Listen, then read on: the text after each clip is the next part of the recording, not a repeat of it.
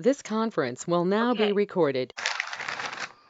Okay, great. So, my name is Stephanie. I'm with the Morning Ag Clips, and I'm really happy to be here with Mary and with Al today, and with all of you. I'm going to turn things over to Mary. She can give you a little bit of background, although probably you guys all have a pretty good idea of who she is, and then she can introduce Al for you. I will leave everyone unmuted for the first few slides of Mary's presentation. She's got some questions and answers, questions for you and then for you to answer. And then I'll mute everyone so we don't have any background noise. Okay. So Mary, I'm going to make you the presenter. Okay. Give me just a second.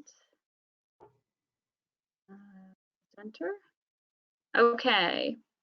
So now, Mary, you should be able to share your screen with the group. It's going to take after I click it? It might take a minute, yep. Okay.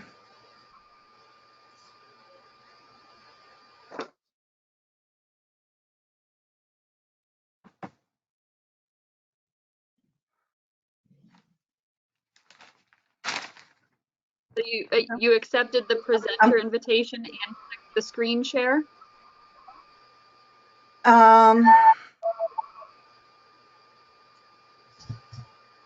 Was there a presenter invitation? It should have just The popped screen up, but share it is looks on like grade. Okay. So you should be able to click it now. Yeah, I'm clicking away. Just click it once and give it a minute. And your entire screen, and then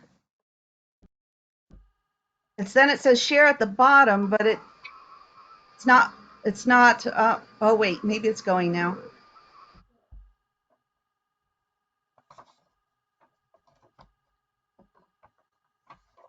The share at the bottom is grayed out. It says share your screen. Your entire screen is the option, and then it says share and cancel. And the share is grayed out.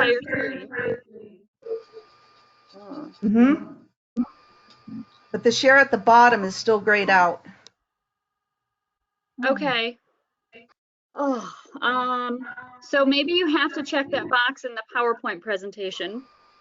And then I just don't have any power until you give it back to me. So that's okay. We'll be just fine. Okay. Remind me to give it back to you when you need it. Okay. Okay. Check the box.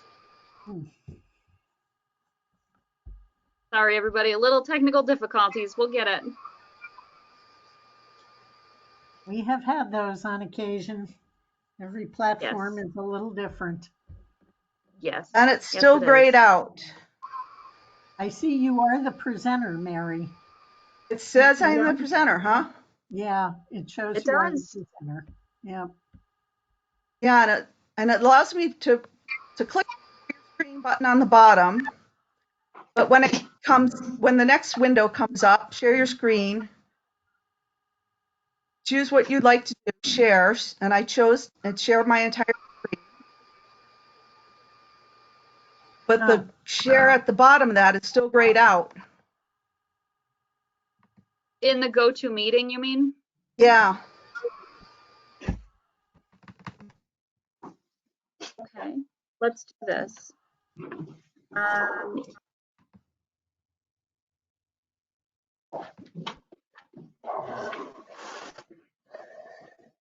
And we can't hear Martha talking.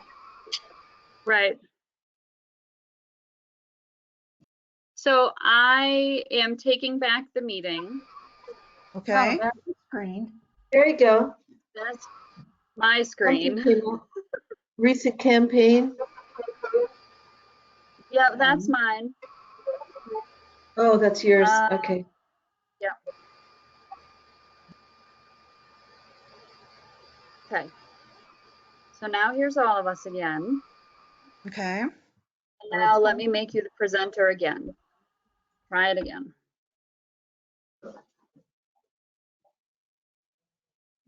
Make presenter. Yes. Okay. Sharing my screen. Yep.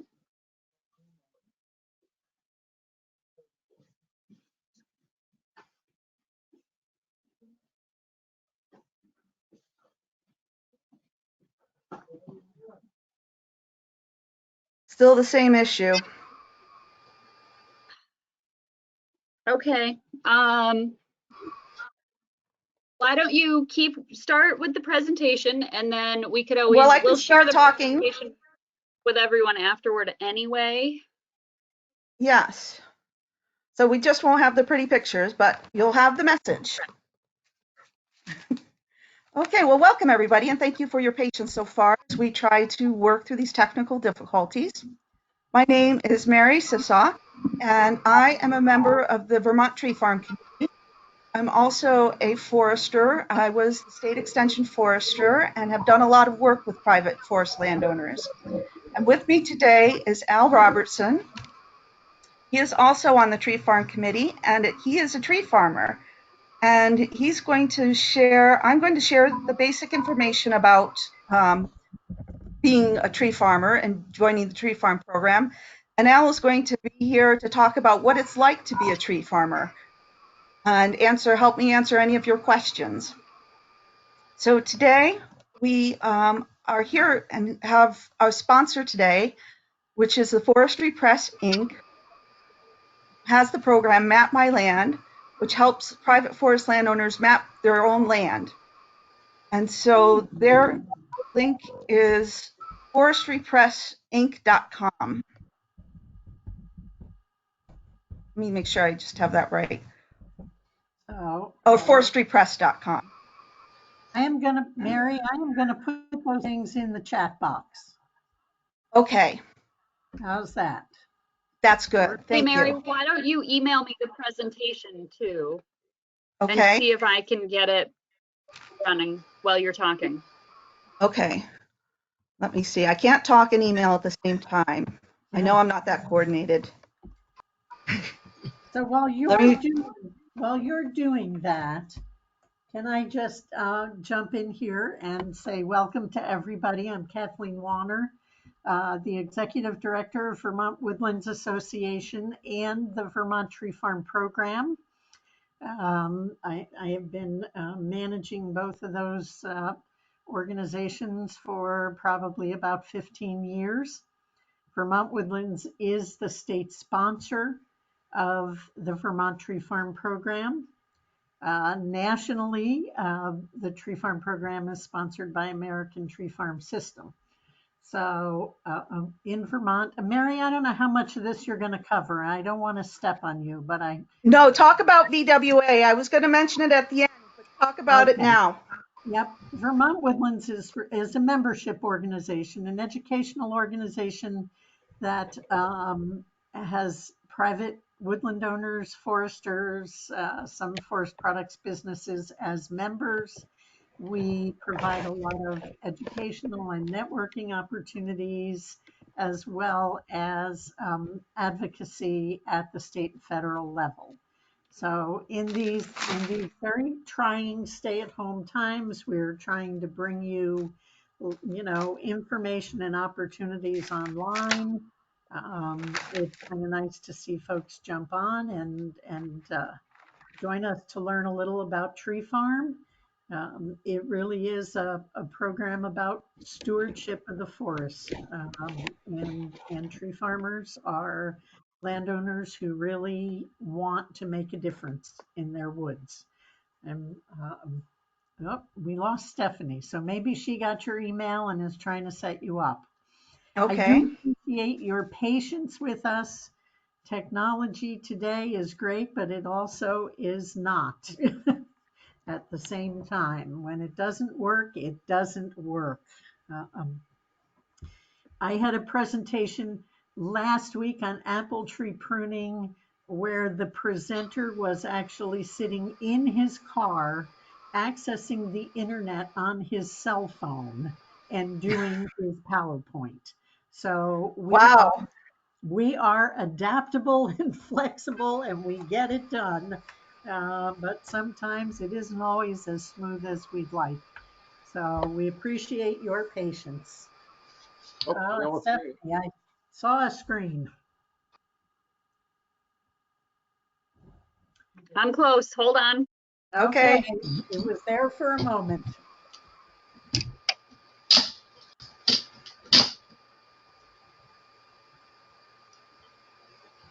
Mhm.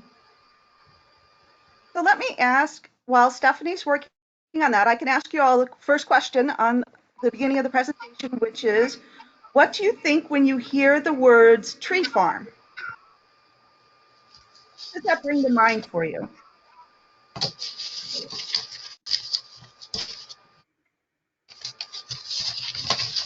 Growing trees. Growing trees, okay. Anything else? No, that's why I'm new on this webinar. I don't know what it means. You're not sure? Okay, great. Thank you for joining. Does it I bring think of to mind any? rows of trees that are just planted for So harvest. rows and rows of trees in a plantation. That's what a lot of people think. Yep. Anything else? Okay. Well, so it is about growing trees, but it's not necessarily about growing trees rows and rows in plantations, which is what a lot of people think. They think about when they hear the words tree farm, they think it's not for them because it's about Christmas tree plantations or pine tree plantations, and that's not what they're interested in. And in fact, tree farms in most of the country are made up of many different forest types, habitats, and stages of growth. And, they include trees from very young trees to very ancient trees, and they include the full diversity of forest types. Here in the Northeast, in Vermont in particular, tree farms are not plantations at all, generally, but they're made up of the forests you see naturally occurring around you, naturally regenerated forests. So when you look at the hillsides as you're driving through Vermont, you may be looking at a tree farm. And these tree farms are being managed for sustainability and biodiversity. Next slide, please. Oh, you're good. You're on the right slide, Stephanie. Nope, sorry, go back one. I will. Got it. Many of you might recognize the sign. You might have seen this sign while you're driving around the countryside, but do you know what it stands for? Does anybody know what this sign stands for in particular, or the meaning behind it? I know Jock and Al do, so you can't answer.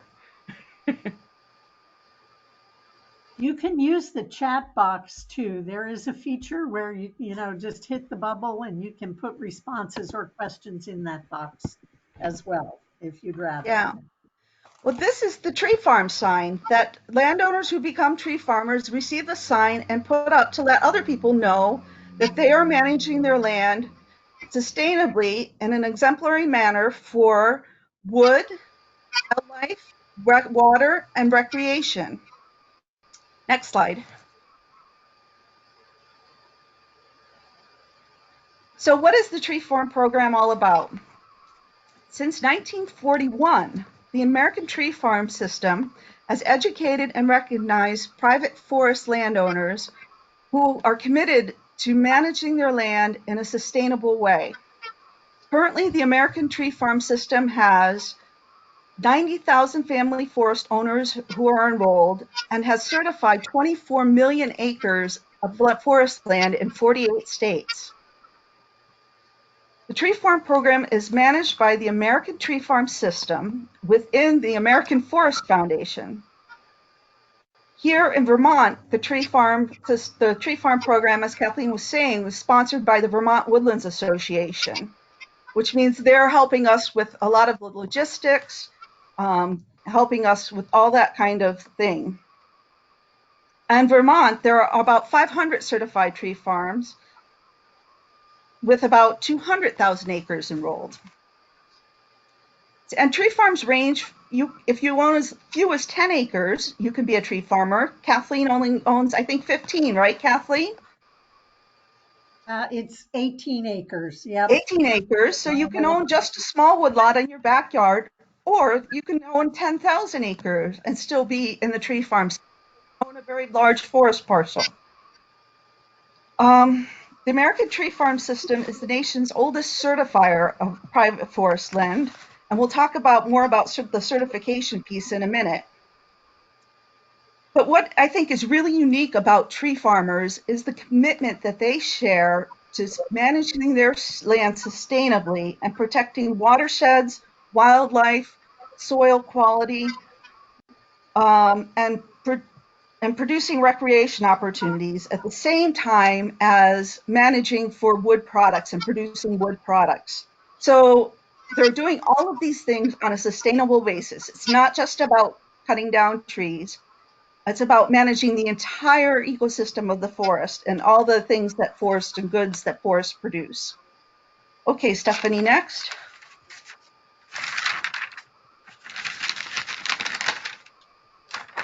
And one more click. So the American Tree Farm System started and was established in response to what was happening back at the beginning of the century. Forestry started in the East Coast when the settlers first came, and I shouldn't say forestry, but forest cutting started in the East Coast when the settlers first came and wanted to clear land for agriculture. All these dense forests were only worthwhile for producing wood for firewood, timbers for ships, and wood for building houses. But nobody wanted trees just around them. They wanted cleared land for agriculture so they could farm. So they started clearing the land. And as the country began to grow, they moved from the New England states to the Midwestern states, and finally they were getting to the Pacific Northwest states, and they were cutting all these trees, but nobody was replanting or regenerating the forests that they were cutting. And they were turning around and realizing we're getting to the end of the country and looking back and saying, we're actually running out of forests. And there was a lot of problem with deforestation, with the overcutting, with forest fires from all the slash. So there was a real problem with lack of forest management. So the American Tree Farm System was established, as I said, in 1941 to help landowners manage their forest, not just cut and run, which was what people had been doing in the past. They just cut and move on to the next parcel. Just let that land go tax delinquent. So that's why it came into being in the first place. Next slide. So do you qualify to be in the tree farm program? As I said, if you have 10 or 10,000 acres that are being managed to meet the ATFS standards of sustainability of forest management, then you could qualify to be in the tree farm program.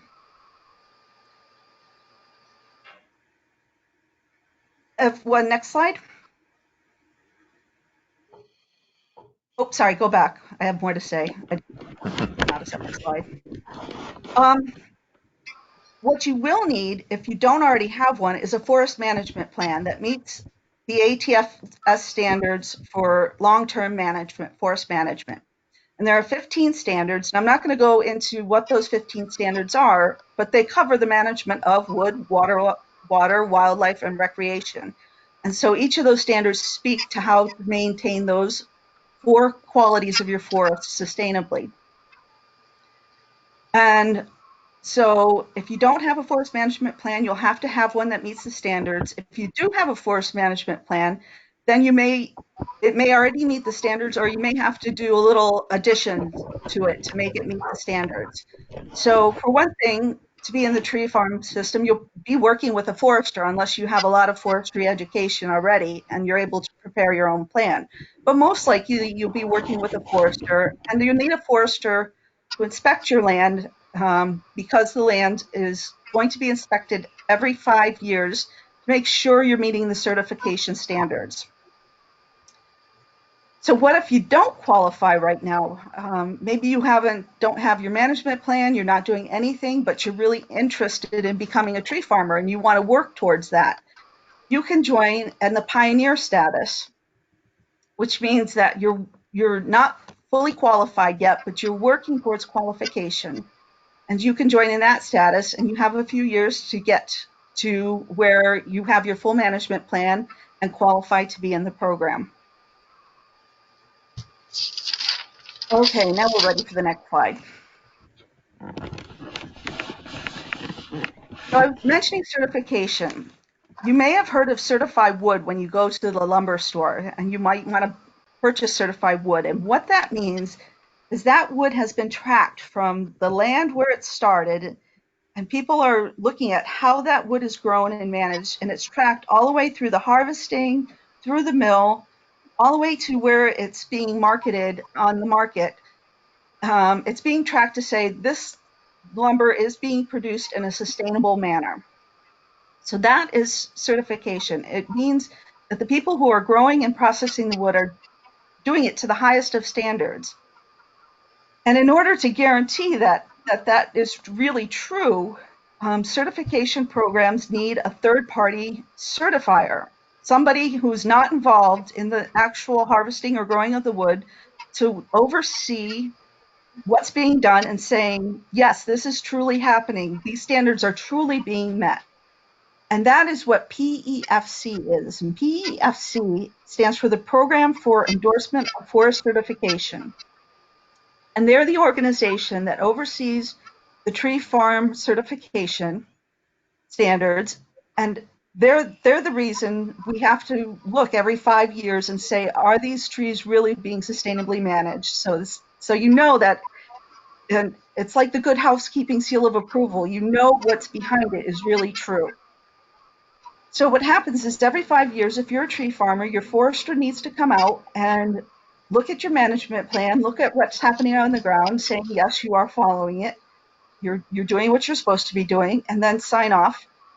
Now, the only exception to that is there are periodic audits that people get drawn for. So you maybe get drawn in an audit. A few landowners each year get drawn in the periodic audit. And so that would happen more frequently than 5 years, but that happens every once in a while. It doesn't happen all the time for every landowner. It's a periodic thing. So that is what PEFC is. It guarantees the certification. So why would you want to have certified wood versus regular wood? I think the answer to that, and Al and Jock, who's also a tree farmer, can speak more to this, but it's really the stamp that you're managing the highest possible, best standards possible, that you're not doing anything second rate. You're taking into consideration all the qualities of your forest, the wildlife, the water, the recreation, as well as the wood. It's a symbol of pride, I think, when you're managing for certification. Now, there's also potentially a market advantage. Sometimes it's there, sometimes it's not. It's not a strong advantage, but sometimes you receive a small premium for selling certified wood versus non-certified wood. It just depends on market demand, what's happening at the time. And what we expect in the future as people become more and more aware of where their products are sourced, we expect demand for certified wood to grow in the future, that this will continue to grow in the market. So we expect to see more of that. So there are times when mills who have a lot of wood available to them, there are times when mills are only taking certified wood. They don't take wood unless it's not certified when there's a lot of wood on the market and they have the demand. So that's an economic reason you might want to do that, a market reason. Next slide.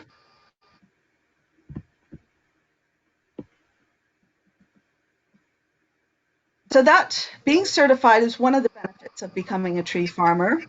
Another benefit, I think, one of the really great benefits is the education that comes through our walks in the woods, and where you get to tour other tree farmers' properties and see what they're doing, how they're managing their land, what they're emphasizing in their management, and learn from other tree farmers. Field days, you get a lot of participation. People learn a lot in them. It's really a great opportunity to talk with people who share the same passion as you do. I had a person talk to me the other day who said, He really loves his wood. He's very passionate about managing them. He works a lot with his forester. He knows a lot about his woods, but when he goes to share all this with his family, he gets a lot of blank stares.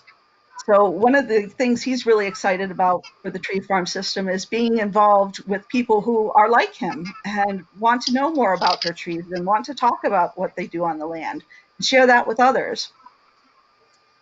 Another benefit is I said the field days, the educational opportunities, the opportunity to learn more about your land as you get your forest management plan and get it in place. You're going to be learning about your property, all the amenities on your property. You'll learn about the different plants, not just the trees on your property, but you'll learn about different plants as the forester makes the management plan. You'll learn if there are any special archaeological sites on your property that there. You might have an old house foundation or an old charcoal making site on your property you didn't even know about. So you'll really get to know your property in deep ways that you never did before. Let's see, so 1, 2, 3, 4, 5, 6. And then the last reason is, the pride that you're managing to the highest standard. You remember that commercial, the few, the proud, the Marines? Well, that's what I like to say about the tree farmers. The few, the proud, the tree farmers. They are the best of the best. And they're an elite group. And it's not for everybody, but it's for people who really want to be the best of the best. You're also part of the National American Tree Farm System, which at the national level, they do a lot of lobbying in DC for landowner rights. They do lobbying around estate taxes. They do lobbying around forest management taxes. They do lobbying around getting you funding for forestry programs in the Farm Bill. So you have them working for you in the background, protecting your interests at Washington. And because you're not part of the VWA, you'd have to have a separate membership in VWA. But if you were to do that, and a lot of tree farmers do become members of both, then you would have the VWA lobbying for you at the state level, looking out for your interests at the state legislature. So you have those benefits as well. Doc, Al, do you want to add anything at this point for benefits of being a tree farmer? I think you did a pretty good job. Okay. Doc? Anything? And I just commented here, Mary. Trying to unmute my mic. You get to decide. I personally get more benefit out of the educational side of what you've talked about, the networking with foresters and other landowners. I don't see, well, in the first place, I don't have a harvest plan, so I'm not going to be making money or worrying about whether it's certified or not. But for me, definitely the communication with other landowners and with foresters and loggers has been the greatest benefit. Okay, thank you, Jack. Yeah, so I didn't mention that the network of, well, I need to have this work done on my land. Your forester will help you with that, but other tree farmers can be a good resource too. Who did you have do your work? What did you have this person do any work? Did you like that person? So getting information from other people, or I need this done. Who would you go to if you needed that done? They're great resources. Okay, the next slide. So I just went blank, Kathleen, on the cost. It's $30 a year? It's 30, yes. 30, okay. So there is a membership fee that covers administration fees, and that is $30 a year. And it goes towards putting on all the, managing the tree farm database and putting on the walks in the woods and things like that. And I can't think of anything more reasonable for all you get than $30 a year. It's pretty amazing. Does that include the cost of the signs? Yes. So the signs come, and that's all included. You get the sign. There's no extra cost for the sign. The one thing hidden One thing cost. It's just a straight $30 a year. If you want to spend an extra $25, you could get a subscription to the Vermont Woodlands magazine. Is it Northern Woodlands or Vermont Woodlands? No, it's the Woodlands magazine. That's Woodlands magazine. Northern Woodlands. American Forest Foundation magazine. Yeah. Well, put in a plug for VWA. If you join VWA, you get a subscription to Northern Woodlands.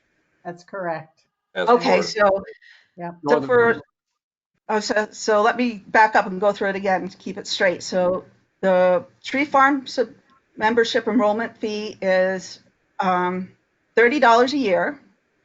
If you want the Northern Woodlands magazine, that's an extra $25 a year. No, If you join VWA, you get the Northern Woodlands magazine as well as tree farm. You get the Northern Woodlands magazine for free. The VWA enrollment depends on how much property you own. So it's a scale. The more property you own, the higher it is. There is Kathleen, that another scale. cost, Mary. What's that, Al? There is one other cost involved, Mary. That's the cost of hiring the forester. That's true. That's so if you want to be a member, you have to have that management plan, and the foresters don't do that for free. You have to hire the forester to do that management plan for you. And the cost of that will depend on how much property you have. So Right. that, yeah, I can't tell you what that's going to cost, but there will be a fee for that. But there are And grants available. there are grants, there are cost sharing grants available to help cover that cost. As much as, Al, I want to say 80%. Is that true or is it 50%? I think it's 80. I think it's 80 for the stewardship plan You're grant. talking about the NRCS grants? Yeah, Yeah, they will cover a lot of the costs, especially on smaller parcels. And you get a very, very good plan, more than you would had you just entered, for instance, current use or something like that, because they require all the bells and whistles that the tree farm program standards include. okay. Next slide.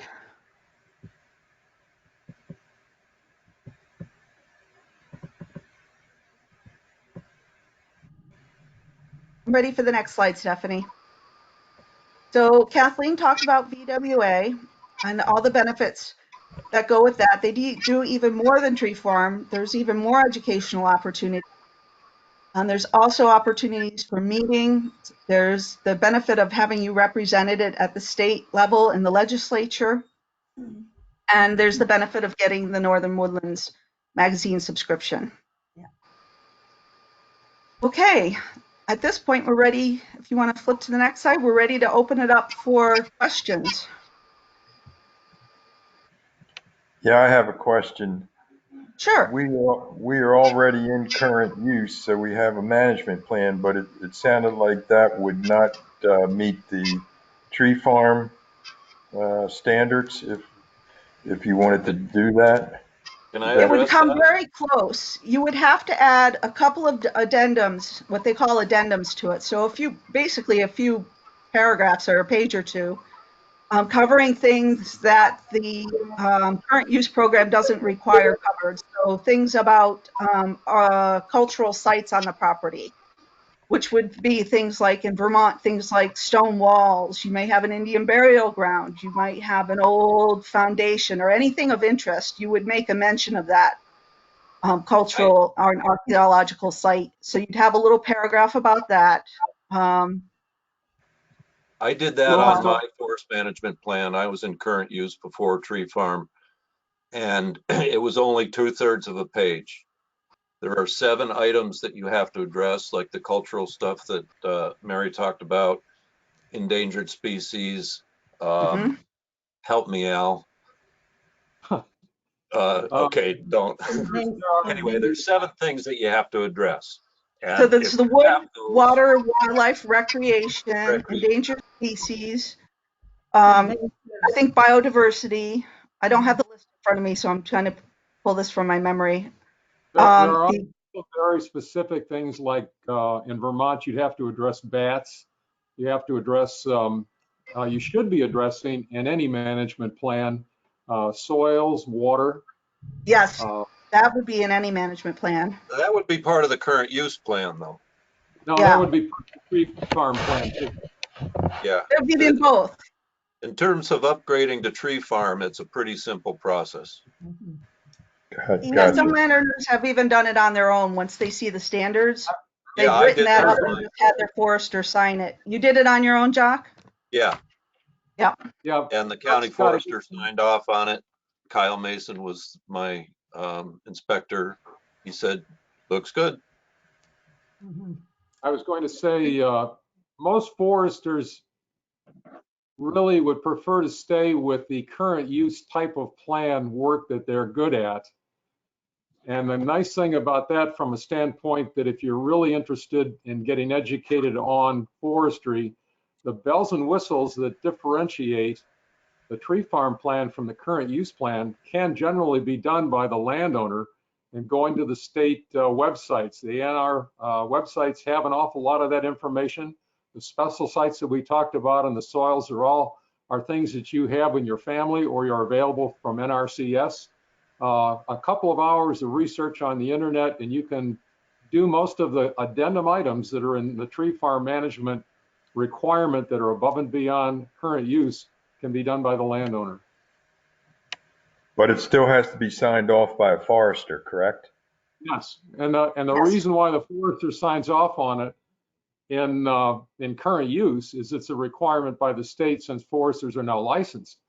In the tree farm program, we would expect that you'd want a professional to be doing the stand work that's generally necessary in any management plan. Going out and doing the cruising, identifying basal areas and what's out there in the forest, the condition of it, the health, and aiming you in the right direction for the management of the forest. Most landowners can't do that. Gotcha. So I have part of my land in tree farm, and somehow I just got all involved with all, once I mean, I had a use value plan for 10 or 20 years. And then I started getting involved with VWA and tree farm, and it kind of got overwhelming because there's so many organizations in the state and everybody's there's some redundancy, but what's made it really worth it for me is that once you get involved with Tree Farm or VWA, you start getting the emails and there's all these programs, and so you're meeting the people, which is nice socially, but each of them, like Mary was saying, I don't have too many friends that really, they like walking in my forest, but they don't know what it's like to try to manage it. Or people that can tell you how to adjust your habitat so you get different birds, or how to make your trails so they don't erode, or which kind of equipment to use depending on if you're me and you just use a handsaw or you're really into having your own personal sawmill. I mean, I've seen so many things on these trips through other people's land, and so it's kind of like being in I don't want to use the word club, but just in a group of enthusiastic people who, I've just learned so much from the other people, much more than from even magazines. That to me is the main benefit of getting hooked up with much more than current use, because current use, my forester handed me the plan and we walked around and it was really nice, but that was the end of it. Yeah, you get a lot more support in tree farm. Yeah, Thank you. it's fun. That's all I can say. It's a lot of fun. Yep. Marley, I really appreciate you bringing that up because that's one of the things I've seen over the years. Tree farmers are so passionate, are so connected to their land, and that program really is about the people, not the land itself in so many ways. It's the tree farmer who has made that commitment to that level of stewardship and being part of an organization where there is a lot of pride. I over the years, people would say, "Wow, what do you get besides that sign?" I love that sign. I love that I can put that on my property and say, I've chosen to do the right thing here. You know, just because it's what I want to do, I really want my land to be in the best condition it can be in and to leave it better than I found it. And I think that is true for so many tree farmers. Their love of that land and their desire to leave it better really drives their stewardship. Yeah. And yeah, Tree Farm really symbolizes that. And Kathleen, you brought up another important point that differentiates Tree Farm, which is the recognition of the work you do. So everybody is recognized by receiving the Tree Farm sign that they can put up on their property so their neighbors can know that they're doing the best job that they can possibly do. But also there's the opportunity, every year we select a tree farmer of the year in Vermont, and it's the tree farmer of the year. It's recognizing the person who's doing the work. And that person then has the opportunity to be nominated as tree farmer of the year for the region level. And ultimately, one person is chosen from all the regions to be the national tree farmer of the year, which is a tremendous honor. And it's just so thrilling. That person is featured, a video crew comes out and interviews them and makes a video of the work they're doing.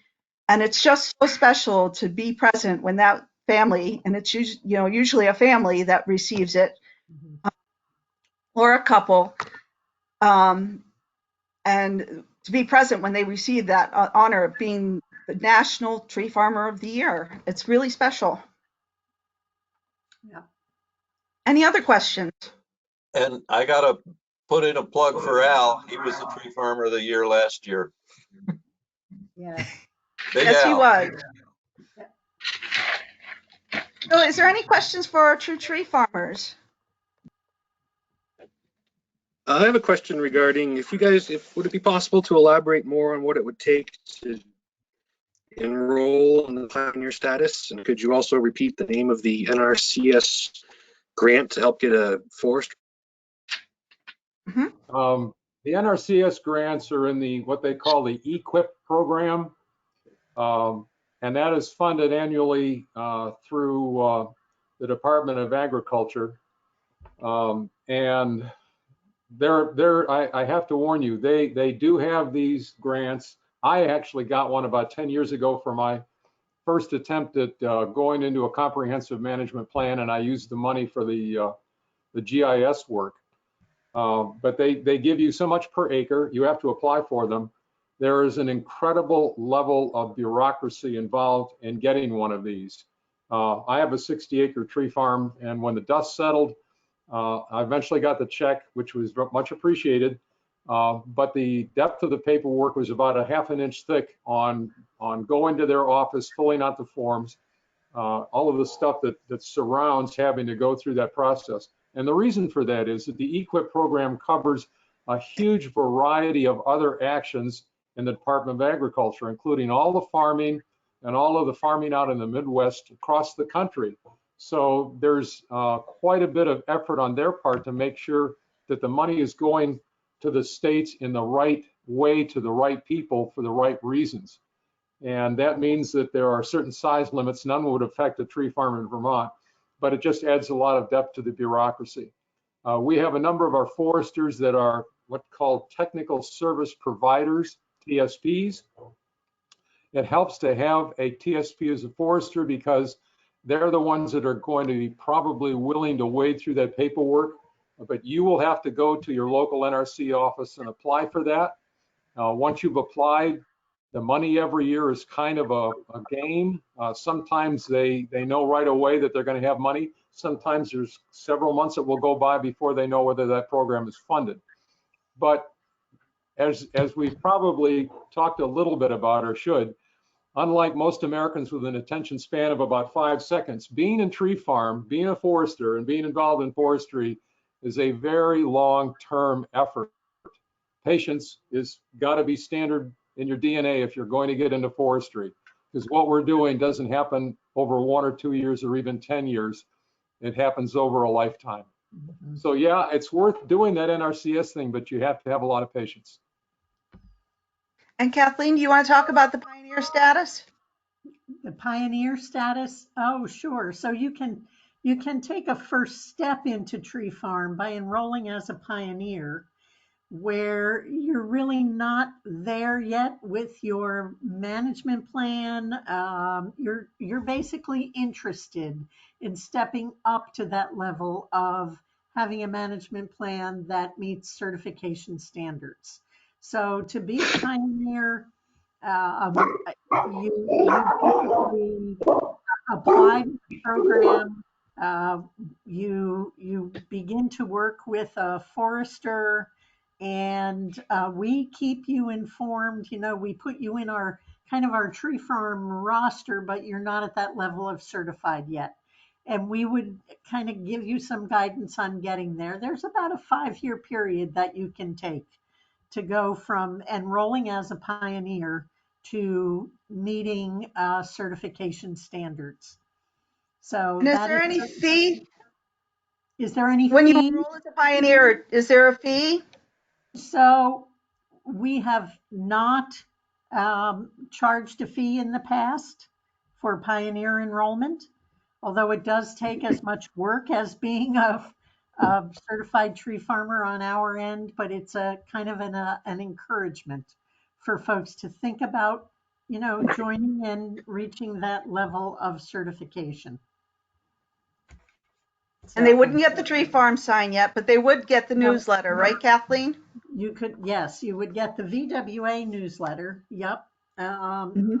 And you would get access to all things tree farm. I mean, you would, you know, you'd receive our e-news, our newsletter, be invited to events, and have access to other tree farmers. That's one of the things we're really trying at the moment to build into the pioneer status is a mentorship. And we're hopeful we can do this because we're almost done with a mapping project that actually tells us where all of our tree farmers are in Vermont. So very soon we would be able to say, you know, you could speak to, let us connect you with your neighbor who actually is in tree farm. So that's one of the things we would do for you as a pioneer as well. Great. Thank you, folks. I appreciate that. Yep. Hi there, John Stone calling in with a quick question. Thank you for this information. What's the exact procedure we should take? Is it working directly initially through your forester? I happen to have forester. We're in land use here, a couple 100 acres in Greensboro. And I didn't know if the procedure was through the forester or just on your own or go directly to their website and so forth. Who's your forester? Rick Morrill?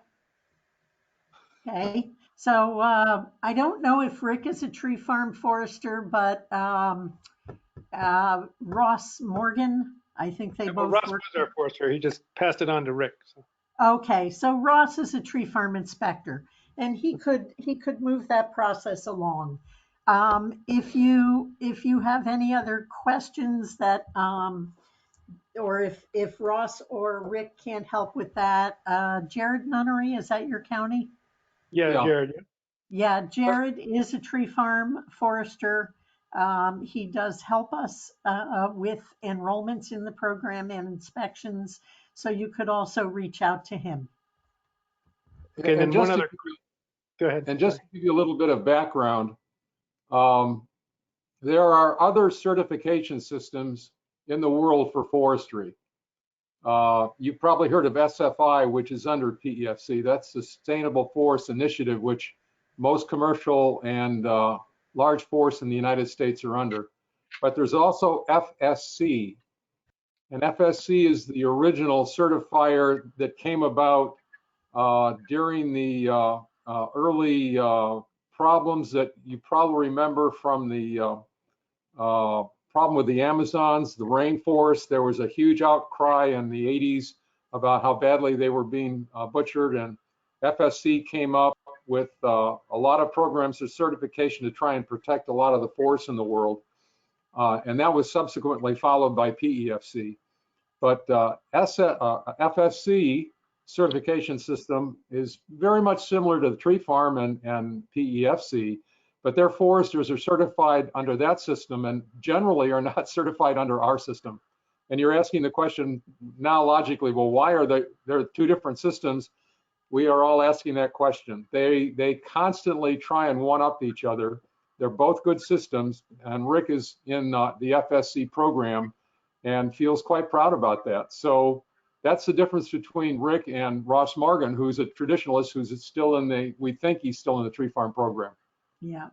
The other thing I would say, I mean, there are differences in systems. FSC certifies the land, not the landowner. And yeah, you know, I don't know the benefits of FSC anymore. There used to be premiums, but consumers. Well, one of the big differences is that FSC is more expensive. It is expensive. That's true. It's very costly. But for information, general information, I mean, you could talk to Rick, you could talk to Ross, and you can also talk to Jared, who probably would be very happy to do that enrollment for you. My guess is that since he's his son-in-law, Rick Morrow could do your plan, but Ross would probably sign it. Yeah, yeah. Got it. Okay, and then just as sort of you piqued my interest with the cultural site discussion. We have an old cellar hole, which we're dying to know more about. I don't know if it ranks as a cultural site, but how does one sort of discover those kinds of things or get people involved in looking at that, or how does that work? One of the standards in the tree farm program is the protection of special sites. And as Jock alluded to, there's a whole list of what special sites can include. They can be stone formations, they can be rock walls, they can be foundations, they can be special trees that have a lot of either social, cultural, or family importance.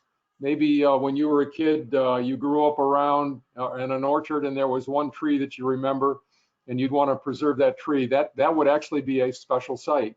On my land, I have a bunch of rock piles and I had no idea what they were. I did a lot of research. I found there's a good book by a professor from Connecticut that established that in many cases they didn't build rock walls. They just piled the rocks up where there was exposed bedrock to get them out of the way. And what? Oh, so these rock piles are almost colonial. They date back almost 200 years here in Sheffield. And those are some of my special sites. So you basically get to pick and choose what you may consider to be a special site. Although things that have historical or cultural significance on your land that the state or organizations recognize would also be very, very good candidates for special sites. Right. And some So, of those. Al, where did you do your research? I think that was maybe the heart of the question, was where do you go find that information about that special site? So your forester might be able to help you, but where else do you go? There are pretty good explanations on the background for special sites and the standards explanations that the tree farm has available. We can mail them out. Yeah, so, but let's say you identified the house foundation, the old cellar well, as a special site. How would you find out about the history of that site? You go to your local historical society. Almost every town in Vermont has a local historical society. They're going to know something about that.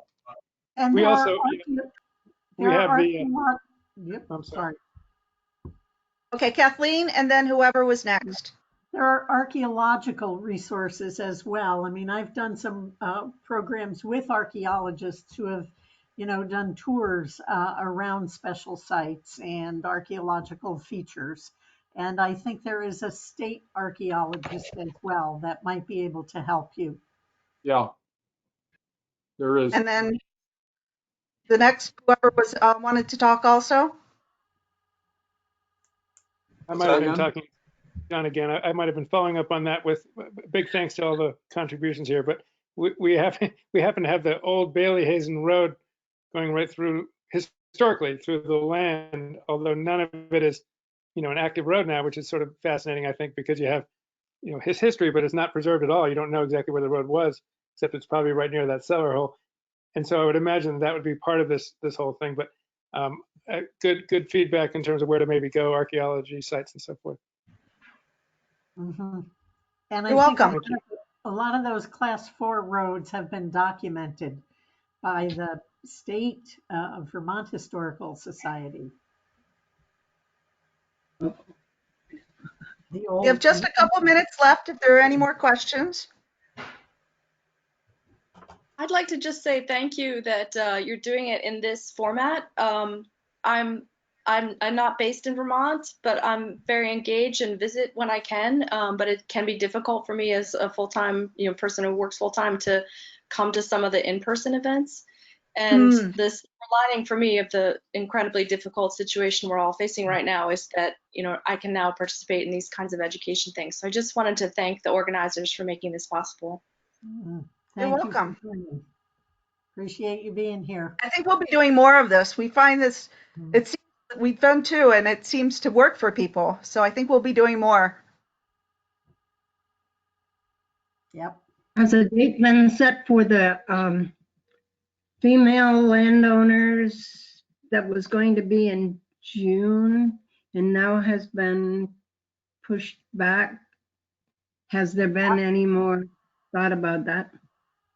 There is not, Martha. Unfortunately, we don't have another date because we don't know when we'll come together again. Do you get the emails? That's the Women Owning Woodlands group? Yes, yes. Yeah. Do you get emails from them? No. No. Okay. So I will put you in that list. There are female landowners in Tree Farm as well. I mean, Marley is an example here.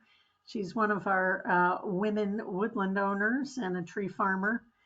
We have quite a few women in Tree Farm, and there will be some opportunities going forward to engage online with Women Owning Woodlands.